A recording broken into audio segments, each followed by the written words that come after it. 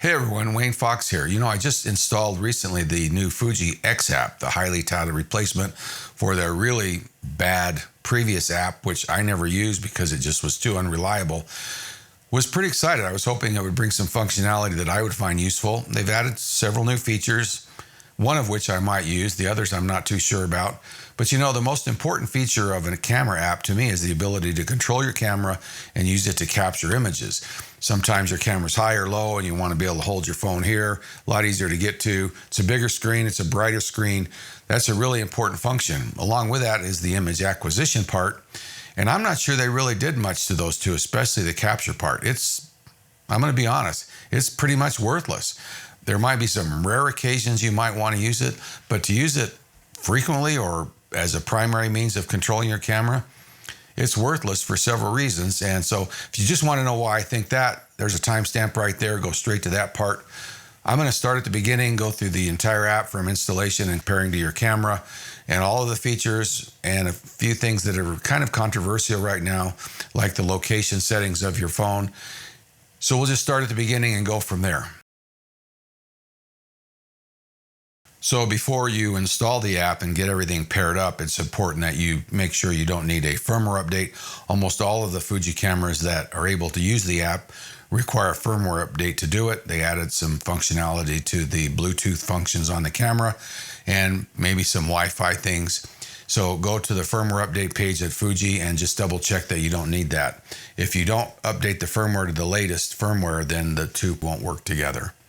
Once you've done that, head over to your app store and install the app to your device, and then we're ready to start the app up and get the two things paired together. Okay, so once we have the app on our phone or pad, just start it up. First thing it's going to do is ask if it can use Bluetooth, which you, of course, need to let it to do. That's how they communicate. So we'll say OK. This is going to be a quick few screens that just tell you some of the things the app will do. There's, I think, 5 or 6 functions the app has. We're going to skip through those because we're going to do them one at a time as we get to them. No need to take the time now. Going to ask you your country. You're going to say, yep, whatever one it is. You're going to have to agree to its settings. Now it wants to know if it can send information back to Fuji to help the developers. Personally, I always turn these off. I'm really not worried about them tracking me and the information. I just don't want to take up the bandwidth or slow my program down because suddenly it decides to send some data to somebody, and especially if I'm on cellular. So I always turn those off. Okay, so we have to give the app permission to access several functions of the phone. We've already told it it's okay to use Bluetooth. That's pretty obvious. That's how the two communicate. Next, it wants to know if it can access our photos on our device. This is where Fuji sends any images that we decide to acquire from the camera. It doesn't have a separate area where it stores those images within its own app. It just sends them to your photo library.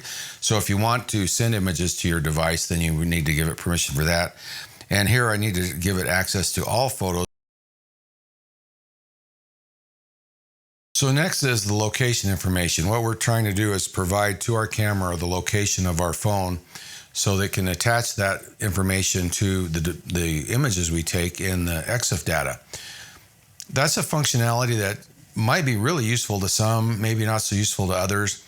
Unfortunately, they haven't given me the ability to not do that. I can actually tell the app to not send that information if I want, but I still have to let the app have location information, and I don't quite understand that part. But the one thing I do know is a lot of people seem a little concerned about this. I guess we're all a little concerned about privacy. We haven't told Fuji who we are. We've put the app on. It's just gone through the app store. It has no ability to send that information back to Fuji at this point. Later on, if we want to use the activity and timeline record, we do have to create an account with Fuji's network services so it can store that information on their cloud. An important feature of that we'll get to in a minute. But if we don't want to do the timeline and activity record, we do not need to actually ever connect to Fuji. That location information will never be sent. Now, I think it's pretty harmless. I guess if you do, you're probably not going to be able to use the app because, as I mentioned, unfortunately, they've decided if you don't want that functionality of the GPS location, they're not going to let you use the app. I don't understand that part. But anyway, I don't have a problem with it. I'm going to hit allow. Now it's going to want to know if I want to use it while using the app, and I'm going to say yes. Now it's going to ask me if I want to access it all the time. And I think this is where people are getting a problem, because if I tell it to always allow, they think, oh, this app's tracking me all over the place. Well, understand, the reason it needs to always allow is you're sitting there with your phone in your pocket, so it's running in the background on your phone. It still needs to send that information to the phone when you need to. Now, one thing I discovered, if you don't have the app running on your phone, I was at a shoot and the information wasn't there. I didn't hook the app. You know, you've got to have the Bluetooth running between the app and the camera.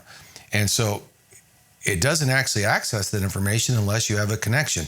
You can tell that with iOS, because if you go to the location information, there's a little gray arrow if any app has accessed the location information in the last 24 hours. There's a purple arrow if they're accessing it currently. If it's been over 24 hours and I haven't used the app for that, that gray arrow is gone. So it's not constantly using it. So I have a little less concern about that. Obviously, if you're concerned, but you know you're not going to use the timeline data, that should alleviate some of those concerns. But I think it's really a kind of a non-issue at this point. The last thing is notifications. We're going to say allow notifications because we want the app to send us important information. Now, I don't know what that information is. Maybe there isn't any important information, but maybe it tells you when there's a firmware update for your camera. Maybe it notifies you that your battery's low. Maybe it notifies you if your car's low. I don't know what notifications there are, but I don't think I'm going to get bombarded with notifications from the X app, so I'm not too worried about that. So now we're done with that. We're ready to hit OK. And in iOS, it will give you these. Every once in a while, iOS will ask you, do you want to keep allowing this to see your location information even when it's not running or even in the background? iOS will ask that every once in a while, and that's more of a power thing. It's just, hey, this application's using this, it's using some battery because of it. Do you want to keep allowing it? And you just need to say yes. The other little thing it's warning you is that once in a while when you actually set up a Wi-Fi connection, you'll need to say okay to join the Wi-Fi network that Fuji creates in the camera. So pairing a camera is actually one of the nice things about the new app. It's very easy. You don't have to go into anything on your camera. Several people show you kind of the manual way to do it. But if you just say pair a new camera, it's going to walk us through all the things we need to do. It's going to say turn on the camera. Okay, we press and hold the display back button. At the top, we'll get a little menu that's called Bluetooth. We just select that. And then we get pairing. We select that. And as you can see, at that point, they found each other. They're paired. I can, if I want, hit this little pencil and I can give this individual camera body its own name. This is pretty useful if you've got a couple of bodies, like a couple of XT4s or a couple of GFXs. I'm not going to bother. And now we hit register. And that's all there is to it. It was really simple. I've done this about a bunch of times. You'll get an OK confirmation on your camera as well. No menus to worry about, just bam, bam, bam. Some of that was because of the new firmware update. So really easy to pair the camera. So if you happen to have another Fuji camera, you can either hit the plus icon at the top or you can swipe and add a new camera. Basically, each camera is represented by its own page. The bottom part has the functionality that applies to all cameras, and of course the middle part is each specific camera. Let's go over the bottom things first. I want to touch on this support one first because it's pretty simple. Has a few sources for support. That's really all it has to do with it. A couple of walkthroughs. It's really a pretty weak support system, but that's really the only purpose of that one. The menu over here is the kind of the settings menu. Now here is where we would register or sign in. As I mentioned, if you do not want to use activity and timeline functions, don't bother signing in. What this does is it gives you an account on Fuji Cloud Services, and your phone will store that information on the cloud. Now, the reason you want to do this is if you ever get a new phone or anything like that, when you sync to this app, all of the information that you have stored there goes to your new device. That's really the only purpose for that. It's sort of a backup. It's not really backing that data up anywhere else. It doesn't back it up to iCloud or whatever, Android phones use. So that's the reason that you sign in. Now, when you sign in, you can only use one of the social media sign-ins. You really can't use an email address or anything. And I always sign in with Apple. Wants to see my face?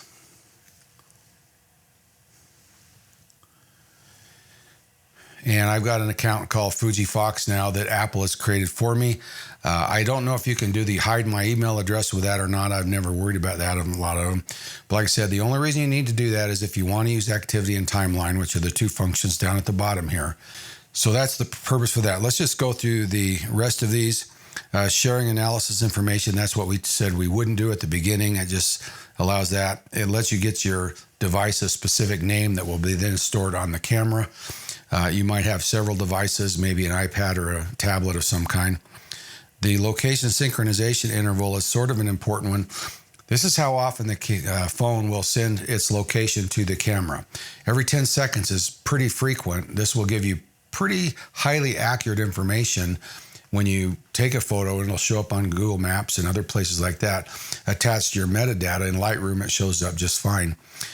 I personally don't need it that often. I don't want it just pounding my phone, and I defaulted to the 480 second, the 8-minute one, because I just want to know the general area. Now, every 8 minutes, the phone will send the GPS coordinates to the camera for it to attach to the files, even if this is in my pocket and the phone's turned off, as long as I've set up and established my Bluetooth connection first. So if you don't actually start the app and connect to the camera, then that doesn't actually work. So that's a pretty useful setting. Okay, let's go back.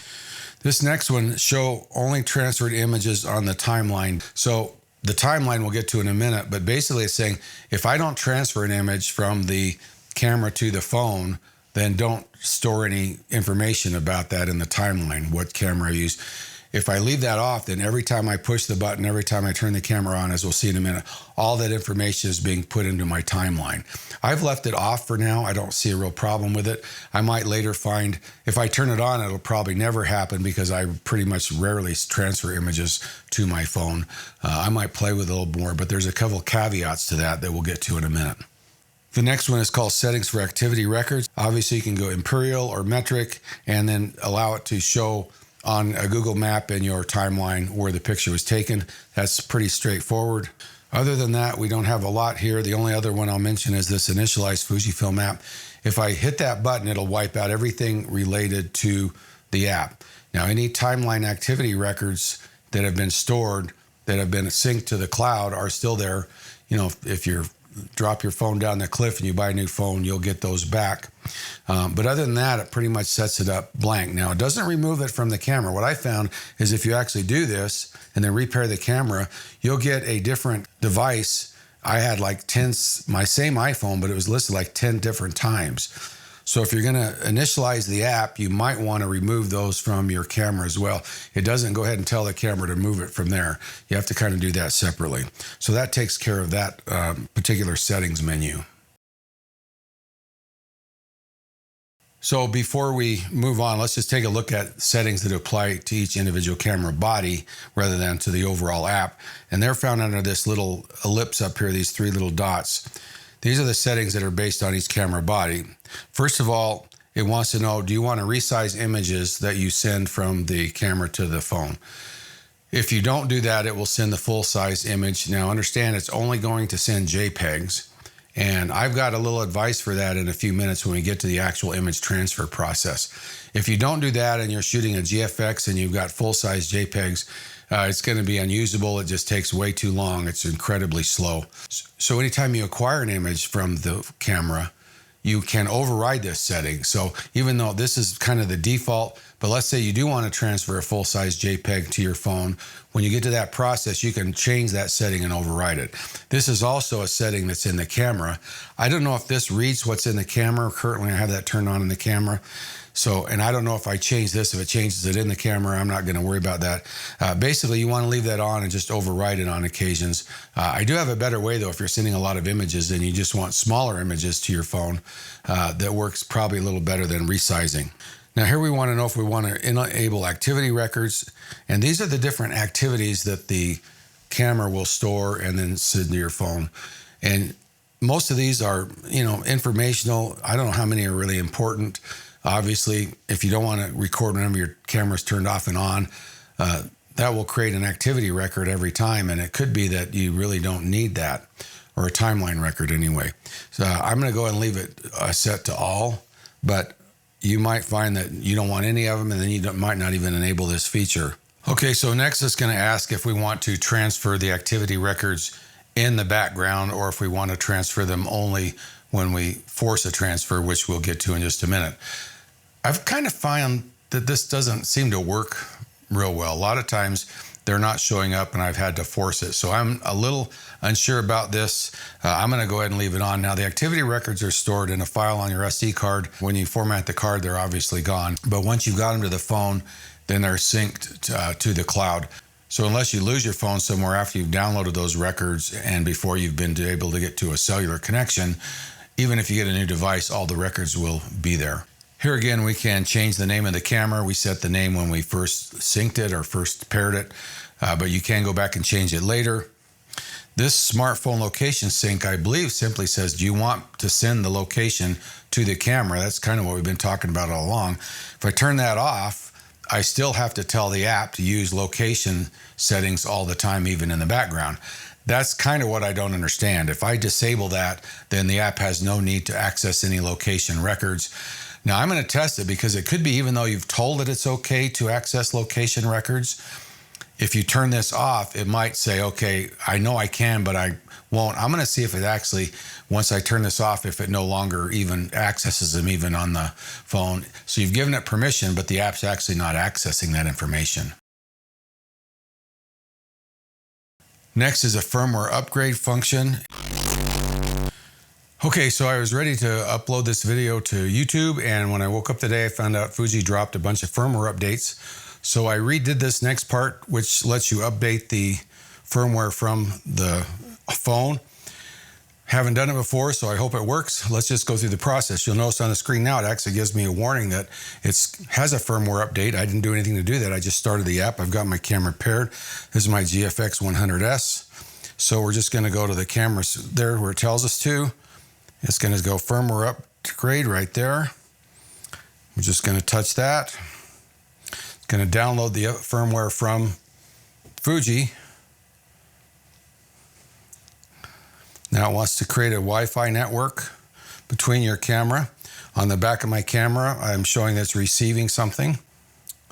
Now, one thing I've noticed, I actually did this with my new SX20 a minute ago, thinking I was doing this camera. I panicked because this wasn't doing what I thought it was. It's because I was doing the SX20. But anyway, it's considerably slower to get the firmware from the phone to the camera than it is from the internet to the phone. And this Wi-Fi connection should be a little more robust than that.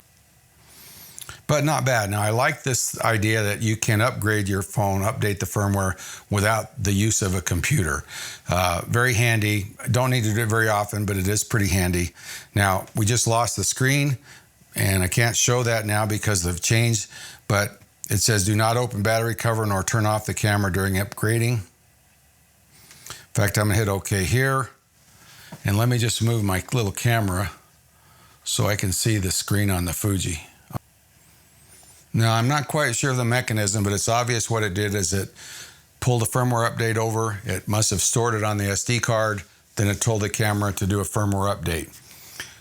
Really a nice feature. It's taken a little longer than I thought it would. And so I'm going to cut out a bunch of this. Right now, it's been about a minute. It has these squares along the bottom, which I assume is sort of a indicator of how far it's gone. I can't see any difference in the color of the squares. And it's done. So my firmware is now upgraded. So I think that's a really nice feature. It looks like the way they implemented it is safe, very nice. You don't have to upgrade firmware very often, but pretty simple. Just tell the app to do it. Make sure you've got a full battery in there and you're good to go. And of course, the last thing, if we want to unregister this camera from this app, we can go to that unregister button. So those are all the settings that apply to each individual camera body that you've actually paired to the app. So let's cover the timeline activity functions real briefly. I personally am not quite sure how useful this is. I suppose there are some photographers which might find it incredibly useful, but for me, I really don't need all this data, and I don't know. It's almost to me kind of fluff, and I think they put way too much time in this and forgot about the real key functions of the app, which we'll get to in just a couple minutes. Anyway, once we've enabled activity information, we can force it to upload it here and tell it to receive it. Now, if we have it in the background, I assume that it's been going all along. But anyway, at this point, I've received all the activity records. Now, I've deleted this app from my phone, and yet if I go to my activity, which is basically a summary of everything, you'll see that it's all there. So everything I've uploaded to that Fuji cloud comes back, and that's really the only reason you're syncing or you're creating an account with the Fuji cloud. It tells me how many images I've taken, how much video I've recorded, how many images I've transferred to from my camera to my phone. It tells me the camera bodies and lenses used, how many shots. This is the part that confuses me a little bit. So it has this 35 millimeter film canister interface to show how many shots I've taken with each of the Fuji film simulations. This is kind of a metaphor, is that the right word? Paradigm. Anyway, it doesn't make any sense. I don't know that it really matters that I've shot 3 equivalent rolls of 35 millimeter film. A lot of photographers have never even shot a roll of 35 millimeter film. There's some that have never even seen a roll of 35 millimeter film. That paradigm really has no relevance today. The way we shoot's not like it was before. Yeah, some people still shoot film, and that's fine, but they're not using this app. But you know, the whole idea that, you know, one of the great things about digital is we're not restricted, and it's not so expensive to take a picture. A 35 millimeter roll of film was, you know, pretty pricey, so per shot it was pretty expensive. I did a whole video kind of about that not too long ago. So to me, this is like really fluff, and it's like, okay, am I going to really use this to decide what simulations I like? First of all, I don't know how many shooters shoot that much in JPEG. I think a lot of them shoot RAW. It doesn't really matter because it doesn't affect your file anyway.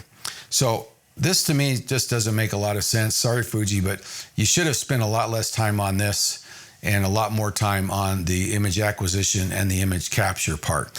Anyway, if we go from activity to timeline, we'll see that the only real difference is all that data is broken down on a day-by-day basis. On any individual day, sometimes I get thumbnails, sometimes I don't. On any individual day, you can touch it, and it will bring up specific information. All right, you can see the GPS location. This was a picture I took today, as a matter of fact. Now, one thing that's interesting to note, if we go down to a day, let's say we go down to the 20, let's go down to here. All right, we're going to go to this day, and down at the bottom, it shows us the pictures, right? So those are all the thumbnails. What's interesting here is it doesn't show us the thumbnails that we transferred from the camera. This is showing me all the thumbnails I took that are currently in my photo library taken on that day. As you can see in this here, only these 2 shots were taken with my Fuji camera. These are all just iPhone shots that I took. And so the photos is a little deceiving because I can't filter out just my regular iPhone snapshots. A little bit of a weirdness. I don't know, not a really big deal. Like I said, I'm not sure how many people are going to use this feature anyway. But that is the difference between the timeline and the activity, is the timeline is on a day-by-day basis. You'll notice in the timeline, Fuji might send notifications here once in a while, and I assume that I can click to that, and yeah, it takes me to a web page. So the middle section here is actually the things that we can do or control with our camera. Remote control is pretty straightforward. If we push the button, it will flash the trigger. If we push and hold, if we've got our camera set to a drive mode to take, you know, either burst or slow burst shots, then it will continue to do those. If I've got it on normal, this actually doesn't do anything. It takes one picture. It doesn't really do anything. So from what I can tell, that only works if you're in one of the burst modes. Backup or store is pretty interesting. It allows me to back up all the settings to my camera. Now, I think the only thing it doesn't save are any custom white balances that you've created. but pretty straightforward. We just hit back up. We can give it a name. I'm not going to bother. And it will back up all of our settings, including our custom settings, and save them down here. We can have multiple backups if we want. So you could actually create a backup for each type of photography that you do, you know, wildlife versus landscape versus portrait versus wedding. And I use my custom settings quite a bit. I've got custom settings for auto bracket, custom settings for focus bracket. And my goal here will be to create a default set, because when I'm in the field shooting, a lot of times I'll mess around with those, and then I would just want to get back to the same starting point. To restore the settings, you simply touch it and you hit restore. Now all of your settings go back. So your C1 through C6, all of your settings will be restored. So it can be really good to get to a default state, or to create multiple states that you might want to use your camera for various types of photography. We've already talked about the upload activity records. Like I said, that should be happening in the background. It doesn't seem to be working quite right, so I've had to force it a couple times. I need to experiment with a little bit more, although I'm not sure I'm going to leave that function on. It just seems like I don't know what I would ever gain from it. Now, the other two things we can do with the camera, the image acquisition and photography, that's what we want to talk about now, and this is where I think Fuji really dropped the ball. Let's get started by going ahead and hitting the button. Notice I can only go one way. I can't do one or the other here, which is a big problem. If I go to that, it's going to set up a Wi-Fi connection. So the phone will send a Bluetooth request to the camera to establish a Wi-Fi hotspot, which in turn the camera or the phone will then want to join. Now you'll notice that when I go into this, it's a little slow.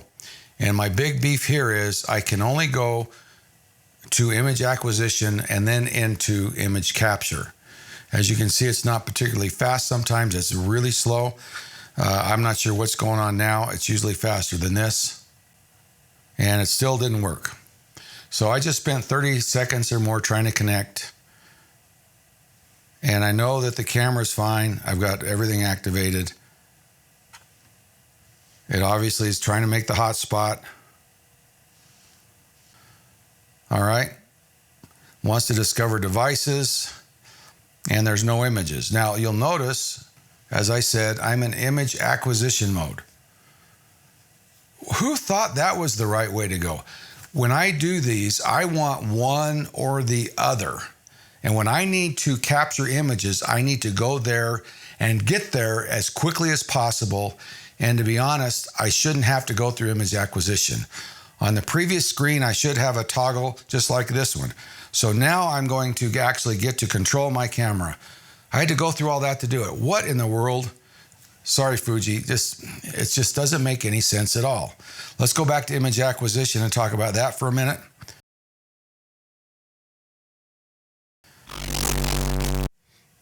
Okay, timeout. Before we get into image acquisition, I probably should clarify and apologize, because I've kind of lumped image acquisition along with image capture. Now, I think the image capture is pretty bad, as we'll talk about in a few minutes. Image acquisition is actually pretty good. It's pretty reliable. Even has a really cool automatic mode. You can go into your camera and it'll send them to your phone as you shoot. Awesome for people that maybe you've got somebody reviewing them on an iPad while you're taking the pictures. The Wi-Fi connection seems to be a little flaky for me, but the bottom line is the easiest connection I've ever had. I don't have to do anything except tell my phone to hook up to the camera, and it will tell the camera what to do, and in turn, they'll hook up. Even the Bluetooth thing is so simple, as we saw earlier. Kudos to Fuji for creating such a nice, clean, simple way to connect the camera and the device. And if they would just get the image capture part nailed, it would be the best camera app there is. Right now it's pretty good, except the image capture part is really, sorry, it's not very useful, I don't think, to anybody. But acquisition's pretty good, so I apologize that I kind of lumped those two together. So let's go ahead and talk about image acquisition. Now, the one thing I've done is I've got my camera set to record JPEGs on one, and I've got the RAW on the other. And the JPEGs will be recording in the small version, so they're only 4,000. The reason I did that is I thought, well, I might want to acquire the images, but I don't need big ones. And that's kind of what I did it. Now, I can change to the different card up here, And as you can see there, I can now see the thumbnails that are on my card 2. So the JPEGs are on card 2 and the RAWs are on card 1. And the app can only deal with the JPEGs. It can't tell the camera to make a JPEG from a RAW. If you don't shoot a JPEG when you take the pictures, either by doing JPEG only or RAW plus JPEG, you can't use the acquire image mode. Once I'm here, you'll notice I mentioned that toggle. This tells it whether to resize it and make a smaller version or not. Now, in my case, as I just mentioned, these are small JPEGs, so I probably can turn that off, and let's have it just send a couple files to the phone, transfer the selected images. Now, this is still pretty slow. These are only 4,000 pixel JPEGs, so it wasn't too bad, but this is a direct Wi-Fi connection that's 1 foot apart. This should be screaming.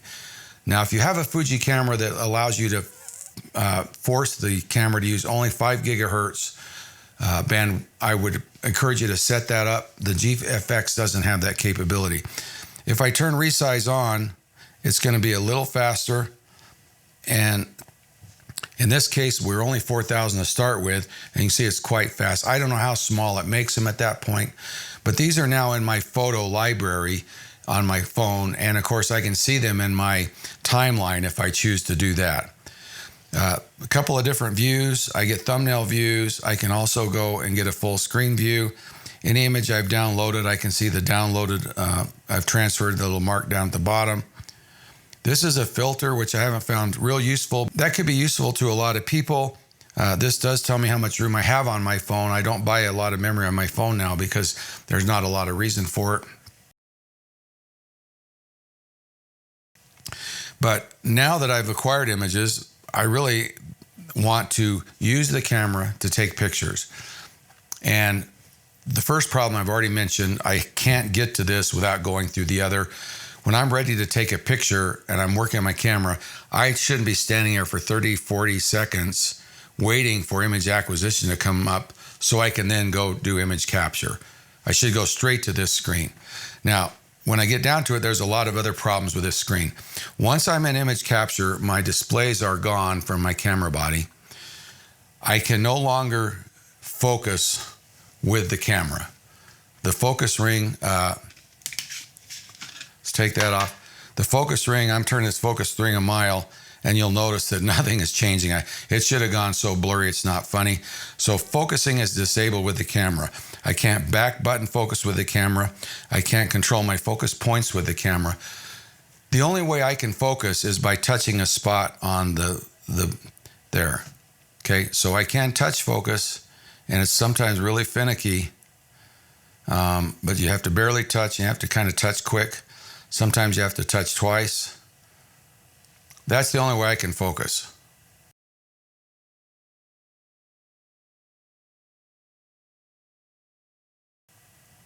I can't zoom. If I push my button here to zoom, it won't zoom. Kind of worthless. You've almost got to focus the camera and get it ready, then go into image acquisition. Well, at that point, I might as well just use the trigger. Now, I can control a bunch of things. I can set my f-stop. You'll notice I have exposure compensation. I can see all of my information. But the other thing I can't do, which doesn't make any sense, is I cannot turn the phone to landscape mode. I'm sorry, but landscape mode is the preferred way most people would use the phone for this function. Image acquisition probably as well. Why in the world you can't get landscape mode? I should be able to turn the phone. I should be able to zoom my lens in, and that should show on the phone. I should be able to manual focus and see that. I should even be able to see focus peaking. Those are all functionalities that should have been in this app. They didn't do anything here. The most important two aspects of this app are image acquisition and image capture. Those are the ones that should be right, and they're terrible. I can't imagine this being a usable, functional way to shoot, in my case, ever. Now, I know a lot of people don't need it. I don't need to know how many 35 millimeter rolls of Pro Via I shot. What I need to do is have functional remote control of the camera, and that's really disappointing how bad this is. I'll mention one other thing here. You'll notice that I have a exposure compensation setting. If you go into this screen and there's no exposure compensation, that means you've got your camera in manual mode. And of course, you can't compensate for one of the automatic settings. That's what exposure compensation does. Well, I think I've harped on it long enough. Really, really disappointing. I'm not sure what the development team is thinking. Maybe I'm wrong. Maybe all that other stuff is more important and most people will use it. I think most people really want an effective way to use the app to control their images at least part of the time. And I just don't understand. A lot of these camera apps just don't seem to really cut it. Now, maybe there's some problems. The bandwidth might be an issue. I don't know. But I am completely disappointed. There's a couple of other features that I didn't cover, like you can have your camera automatically send images to the phone for transfer as you shoot. You just enable that in the camera, and then when you go into your app, it will ask you to set up the Wi-Fi connection. That could be useful for a lot of people. That might be an important feature.